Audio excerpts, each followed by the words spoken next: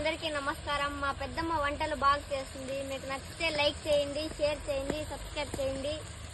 అందరికీ నమస్కారం. ఈ రోజు మా తోటలో చికెన్ కర్రీ పరోటా చేస్తా ఉండను.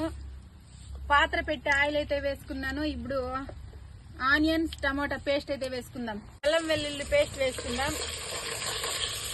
ఇప్పుడు ఉప్పు పసుపు అయితే వేసుకుందామండి. పసుపు ఇప్పుడు కిలో చికెన్ అయితే తీసుకున్నానండి. బాగా కడిగి పెట్టుకున్నాను.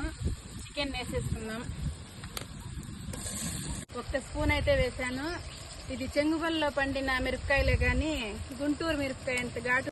ధనియాల పొడి అయితే అయిపోయిందండి. ఫైనల్ గా చికెన్ కర్రీ కూడా రెడీ అయిపోయింది.